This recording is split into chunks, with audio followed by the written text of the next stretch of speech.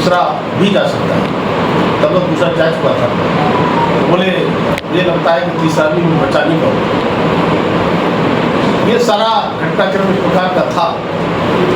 धमकी भरे शब्दों में कहा गया कि आप जानते हो उसकी सजा, कल्याण सिंह ने कहा था कि सजा ज़्यादा से ज़्यादा कल्याण सिंह की फांसी सजा होगी, फांसी पर झूल जाऊंगा, लेकिन निहत्थे विकास वो गोली नहीं चलाऊंगा। वही परिणाम हुआ।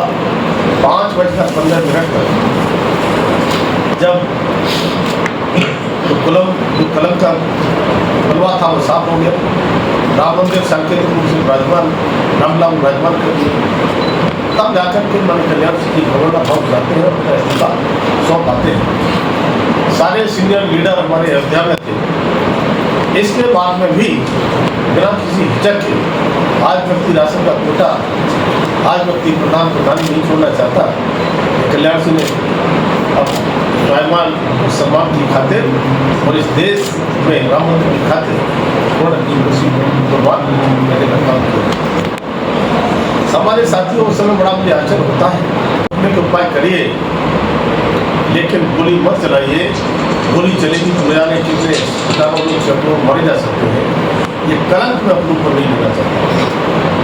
अधिकारियों ने उसने कहा कि टिकट दे दीजिए, तब उन्होंने टिकट के दिया और जैसे ही लिखकर दिया तो टेलीविजन पर आप लोगों ने चला दिया।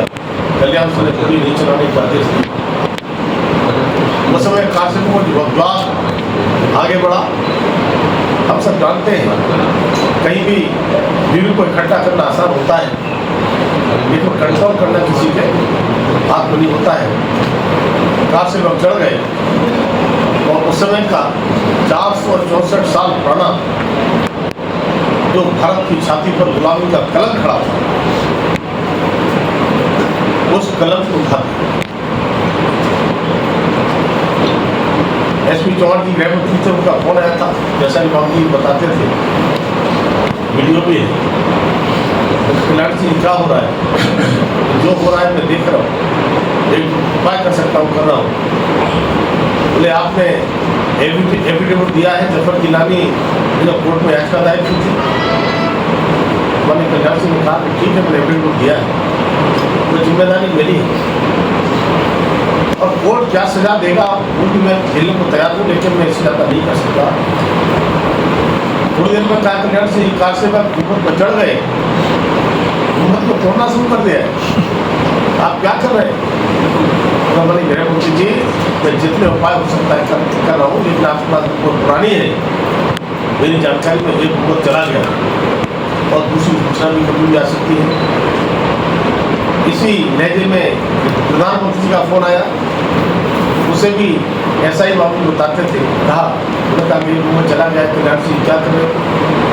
उन्होंने कहा मैंने प्रधानमंत्री जी मैं जितना दूर सीना ताक कर परीक्षा देने का काम किया। आज हमारा देश परमाणु से पूरी तरह से सशक्त है। आज किसानों के लिए हमारा जो किसान क्रेडिट कार्ड चलता है, 11-12-13% तक किसानों को लोन मिलता था IDB से। भूमि विकास बैंक को लोगों ने उसे भूमि विनाश बैंक कहना चालू कर दिया था। उस समय आदरणीय हमारे राजनाथ सिंह जी कृषि मंत्री थे, तब जाकर किसान क्रेडिट कार्ड 4% ब्याज पर मिलने को काम हुआ और तभी से किसानों की किस्मत बदलने का काम हुआ है। हमारे साथियों, अटल जी के बाद जिस तरह से UPA की सरकार बनी, UPA की सरकार में जिस तरह के घोटाले हुए हम सबसे छिपे नहीं। लगातार घोटाले, 11.5 लाख करोड़ के घोटाले ऐसे केवल उजागर नहीं हुए थे, पकड़े गए थे और देश संकट में था। उस समय लोग सोचते थे कैसे होगा। कभी तत्कालीन प्रधानमंत्री थे सोनिया राजीव गांधी, उन्होंने कहा था भ्रष्टाचार के संबंध में कि हम इस प्रकार के अधिकार दे दिए कि किसी भी जमीन पर कोई कब्जा कर लेगा, वो जाकर कोर्ट तक नहीं जा सकेगा। और 2013 से लेकर के 10 वर्षों में 11 वर्षों में इनकी संपत्ति वक्त की दुगनी पर हो गई। और सबसे बड़ी बात ये कि दुगनी संपत्ति होते होते इनकम तो नहीं बढ़ी, लेकिन संपत्ति दुगनी हो गई। और जब सदन में चर्चा हुई तो देखने को मिला न जाने कितने प्रदेशों इस प्रकार की जमीनें जो सरकारी जमीनें थी उनको वक्फ मान लिया गया। न जाने कितने इस प्रकार के हमारे प्राचीन मंदिर उनकी जमीनें मंदिर को भी वक्फ मान लिया गया। न जाने कितने ऐसे गांव पूरे गांव की जमीनें वक्फ मान लिया गया और उसमें कह दिया गया जब आदमी बेचने को जाता है बोले आपको बेचने मालिक ही नहीं हो, आपकी जमीन तो वक्फ में चली गई। और न जाने कितनी प्रकार के क्षेत्र को आज लोकसभा बना है उसमें उन्होंने हक जताना चालू कर दिया था ये भी हमारी वक्फ। जहाँ किसी ने नमाज पढ़ ली 4 दिन बोली हमारी वक्फ की जमीन हो गई। माने अगर इस तरह से अगर कानून अगर नहीं लाया जाता वक्त के नाम पर जिस तरह से भ्रष्टाचार हो जिस तरह से भू माफिया कब्जा करते जा रहे थे, लेकिन भू उस वक्त के जमीनों से वक्त की संपत्तियों से आम गरीब मुसलमान का कोई हित नहीं हुआ। लेकिन आदमी प्रधानमंत्री मोदी के नेतृत्व में हमारे अल्पसंख्यक मंत्री किरण है वो इस सदन में वक्त संशोधन में लेकर के आए और उसमें इस प्रकार का कि हमें न्यायालय कोर्ट थ्रू होता है, अगर कोई विषय होता है तो जाकर पीएम के पास जाते हैं, आदमी जा सकता है।